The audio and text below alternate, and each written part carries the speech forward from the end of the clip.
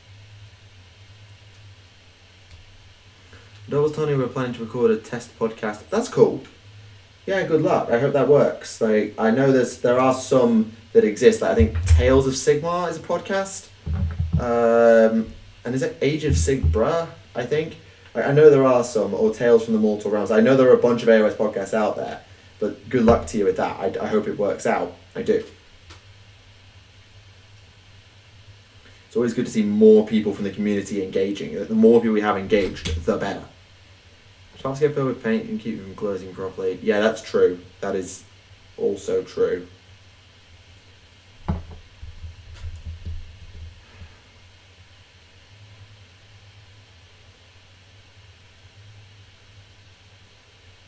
Okay, shoulder pad number 2 is on. Okay, now I just need to pick the, I know what head I'm using, obviously it's prime. So, doink. Oh, crap. Always forget these flipping things that go on the Hunter Prime shoulder pad, just completely random. As I always forget these things exist. These little extra tassels.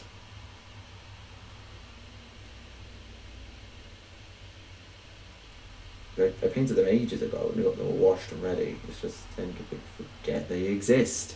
Happens a lot. Which one goes on which? Is it you on you?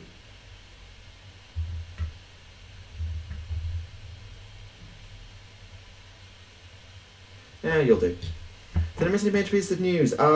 We discussed the Forge Bane announcement, the Necron's Adeptus Mechanicus boxed game.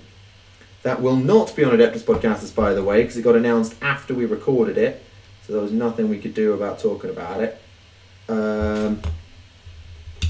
And we also discussed the new Tau rules that have been announced up to this point, including the massive amount of buffs to the Riptide, Tau Sept, and Bork'an Sept. That is what you've missed from me, news-wise, today. What guys do you recommend for base paint for sand colour? Armageddon Dust is probably not a bad texture. Like, it depends. It depends if you want like a texture. If you want to get a texture paint, or you want to use a series of Citadel paints and stuff like that. Depends what you're exactly looking to do. But I think Armageddon Dust is the texture I use.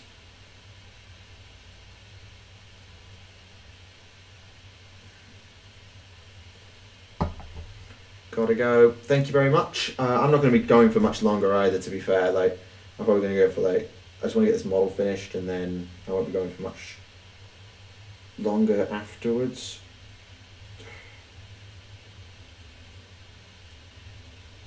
I put those on the wrong shoulders.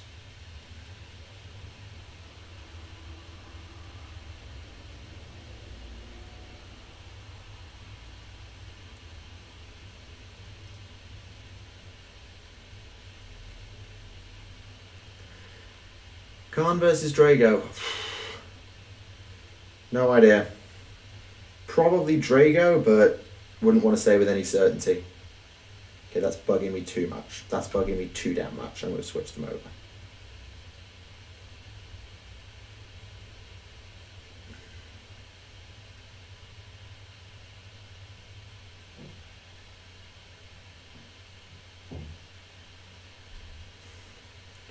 Do you have 4 draws Rogal Dawn Mini? I don't, no, because it's not my Legion, it's not my Primarch, and it would be a very expensive mini just to get completely at random, so no, I don't.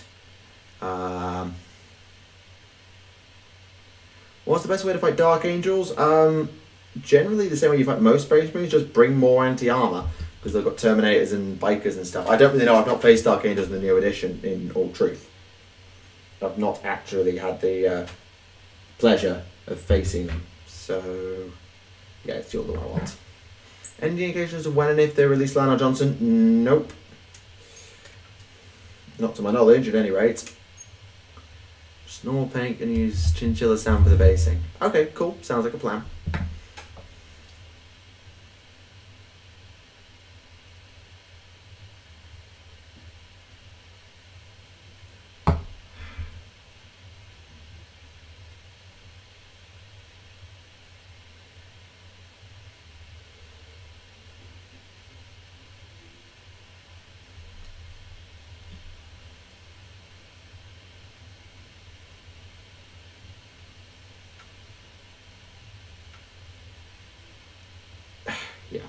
Alpha Strikes. Let's have a game that ends on turn 1 because that's fun and interactive.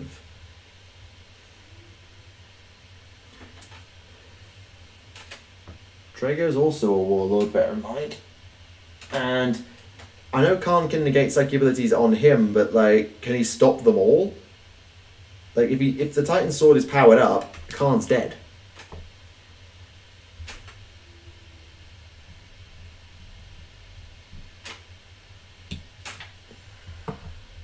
I mean, tabletop-wise, I don't know. I'm thinking, like, I don't really have enough of a read on their power levels lore-wise. Like, Drago is obviously a bit skewed by everything. But...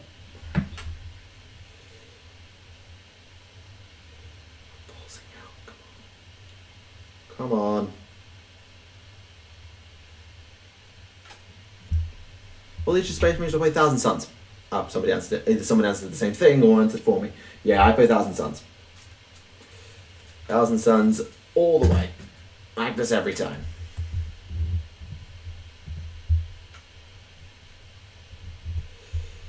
Anyway, there we go. Model complete. That way.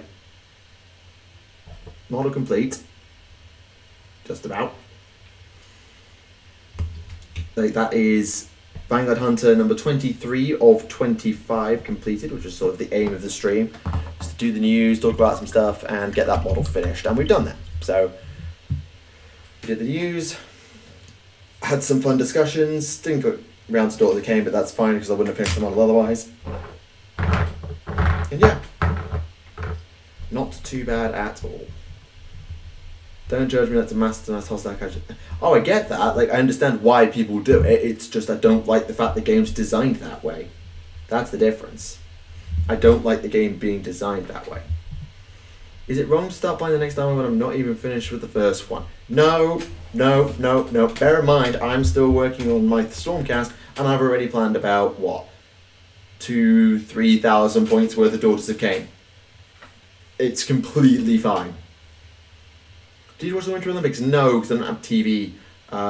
Where in the warp is Magnus the Primarch? Magnus, at the moment, last we saw him, he was in the Stygius sector where Mordian was. Since then, not sure. Most likely guess Sortiarius, which is no longer in the warp, just FYI. So yeah, that would be my best guess. And I just need to quickly fix that, actually, because there's a bit of red on the top that's gone grey. I just want to fix it because it's going to do my head in otherwise.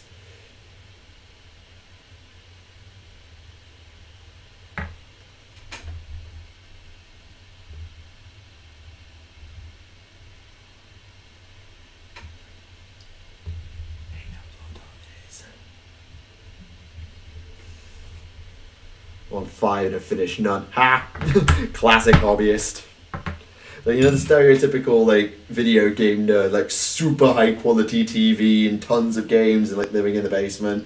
And, like, absolutely dingy dump of a place. Yeah, well, that's the hobbyist, except instead of the plasma screen TV and all the up-to-date consoles, it's just racks upon racks of half-finished armies. Because, like, that's just it. Like, my Orc army, I guess it is kind of finished, but it's just the more things I can just expand slowly. My Stormcast are nearly finished, but I want to add more as I go on. Daughter of Khaine, same thing. Tau, same thing. It's just, that's the way it is. Guess I do CSM next to supplement the demons. Well, you don't have to do anything in particular. Like, if you are doing it to supplement your demonic force, Chaos Marines makes sense. Or you can branch off and do something completely different. Go into AOS. Or do something else for 40k. And yes, Duncan would hate my painting. I've said that like 6 to 67,000 million times. I've said that a lot. Duncan would hate my painting because of the way I paint. And I'm just going to put this up on the shelf.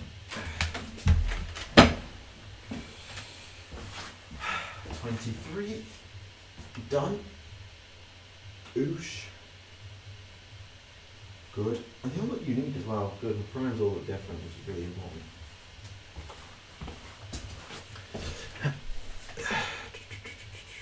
Are there any loyalist Primarchs still alive besides Gilliman? Johnson is alive. That is confirmed. Korax is not confirmed dead. Khan is not confirmed dead. Dawn is almost confirmed dead, but not quite. Vulcan's a perpetual, so is probably alive. unless more shenanigans occurred. So realistically, most of them could still be alive.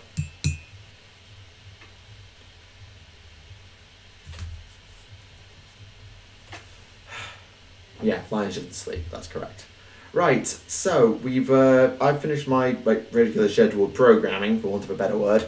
I've done my model, I've done the news and all that stuff. We've had a good discussion. So, is there anything else you want to talk about before we go? Because I can talk about Daughters of Khaine for like half an hour or whatever. I don't mind killing a bit more time on stream before I go, but if there's nothing else, I've done like all the bits that I wanted to do for this stream. Like we've done the news and we've done the models. So whatever's, I'm open with you guys. If you've got any particularly burning questions or suggestions or ideas, do leave them for me now. Or if you just want to talk about a certain topic for a bit, we can do that, I suppose.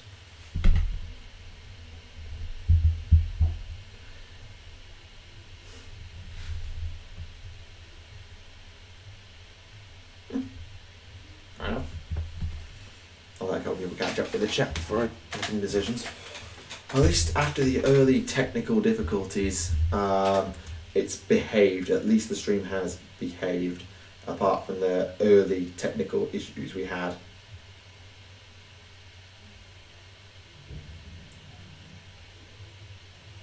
I'm going to start a small Salamander's army. What would be your tips for an army build?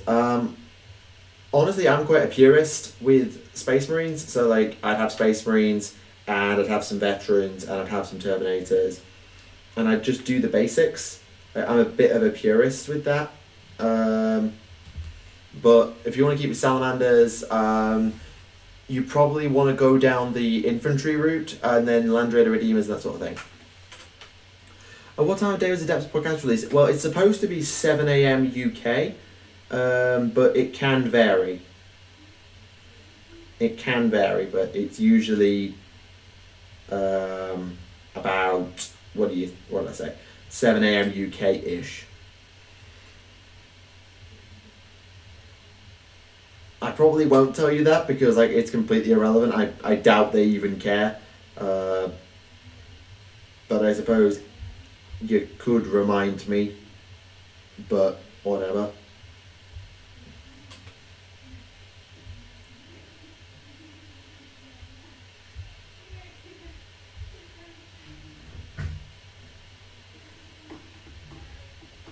Because to be fair, I'm not going to be buying Marathi for like nearly 6 months. Well, at the very least 3, if not 6.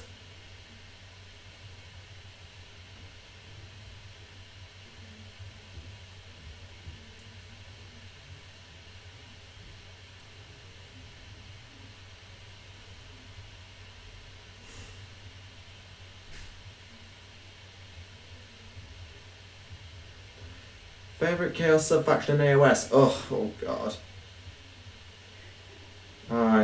I don't know. I haven't really looked into them so much lore-wise as I should. Honestly, I probably should have looked into them more. But, yeah, I'm not sure. Like, Bloodbound are interesting, Pestilens are interesting, Rotbringers could be interesting, / Maggotkin. Tzeentch, not so fast. Slanesh, like, could be fascinating to learn about. So, I honestly don't know. I'm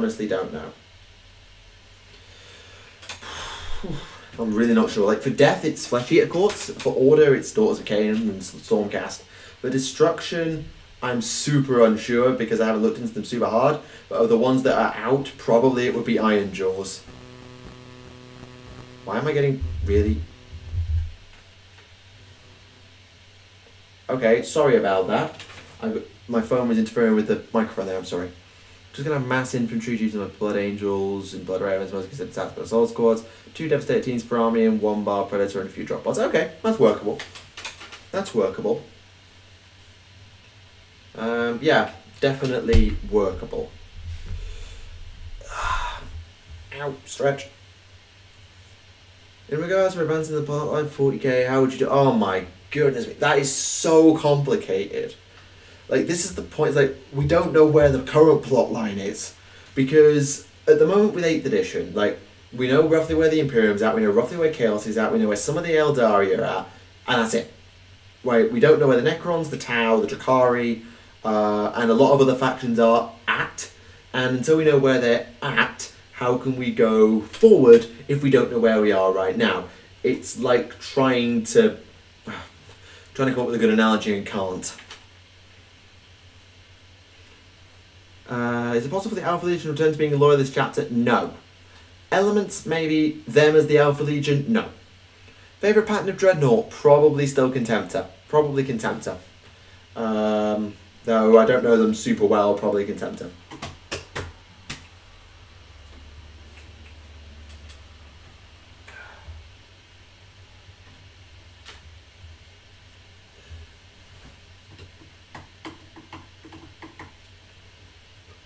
Oof, I'm getting hiccups now, that's not good. That ain't good. Need to finish writing up that, do that. Yeah, I've got a few things I need to do. Personally, the look of the Primaris Dreadnought just looks so menacing and intimidating. Yeah, it looks good. I do quite like the Redemptor Dreadnought. It's not my personal favourite. I quite like the sleek look of the Contemptor, but I get it. Yarrick or Caiaphas Khaine? Yarrick, every time. Yarrick, I definitely prefer Yarrick, but I haven't read the Caiaphas Khaine books, so I haven't got the same experience of Caiaphas Khaine as others. Are you going to behave now? Yep, you're going to behave.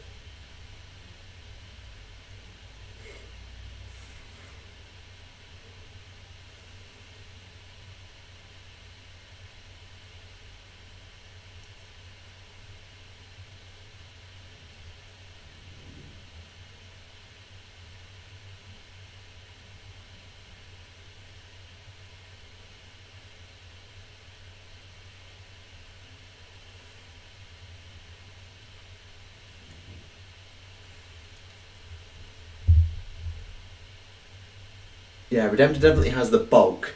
Like, obviously, it's a bigger machine. I get that. I don't know. Like I say, I quite like the sleek look of the Contemptor. It's like it looks. I don't know. It's hard to explain. It's kind of like why I prefer Tartarus to regular Terminator armor. It's just a bit sleeker. Cataphracti, I honestly prefer Cataphracti over the both, but I don't know. I quite like the sleek look of it, and yet oddly, I have battle suits with the blockiest thing in the world. Leviathan pattern, I don't know that one so well.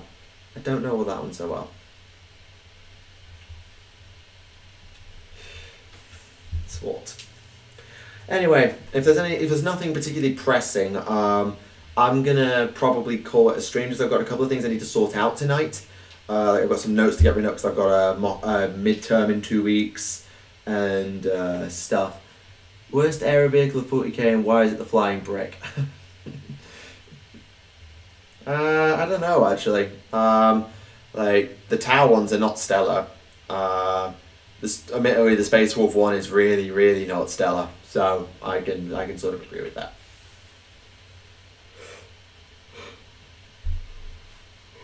Oh, for God's sake, I'm yawning now. That's not good. That's never good.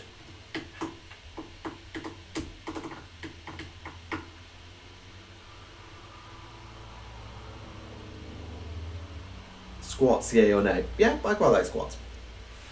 Thinking I get a Tempter and Leviathan to help forward for CSM. Nice. Oh, the assault ram. Oh, you might be referring to something else. One more thing, sure, go for it. Got a couple of minutes, go for it. And then I do need to sort of check out and get some stuff done. I've still got the thingy McJib. Yes, I do.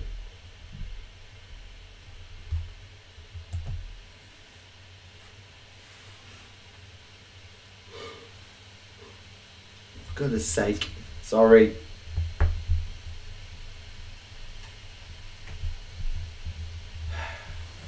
Yeah, it's been a bit of a quieter end to the stream.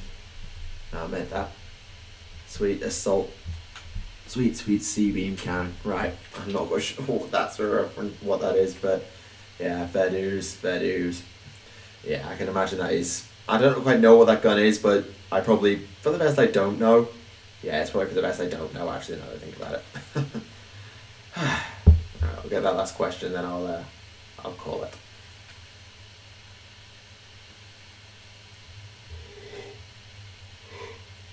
Why? I don't know why I'm yawning. It's stupid that I'm yawning at 20 to 11. I I was up at an okay time this morning and stuff. Like, I shouldn't be yawning at all. Fair enough, checking out. Good night. Yeah. I think it helps when you've got someone else you can talk to. It's like, well, makes streams just go a little bit more easily. If you know the animation I'm making about a Blood Angel Marine, I need some extra voice Marines on Val. I really can't promise anything, like between my own channel commitments and stuff I'm doing for other guys and stuff, like, thank you for the offer, but I'm A, not good at voice acting, and B, very, very busy, so, uh-oh. Okay, we might have just had some lag, that's not good. So thank you for the offer, but more than likely I have to decline just to being busy. I think, for being busy.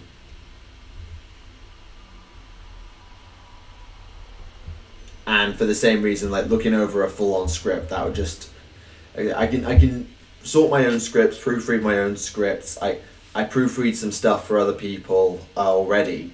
I can manage what I've got, but I don't want to take too much more on, particularly going into exam season. So, thank you, but I have to decline. I'm sorry. Although to be fair, if you're checking for lore accuracy, like most stuff you can get away with. You can get away with a lot of things in terms of lore accuracy. It's generally quite loose. 24.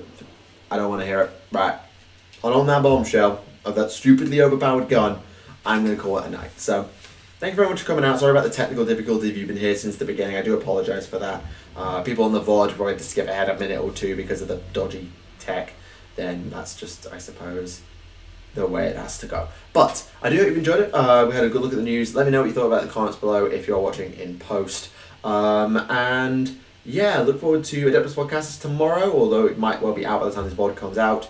And yeah, it promises to be good. So, thank you all for watching. This has been Tactica Imperialis, and hopefully, I'm hoping to stream Friday night before my family come over at the weekend, and then I go a bit off the grid. So, thank you very much for watching, guys. It's been a pleasure as always. Good night.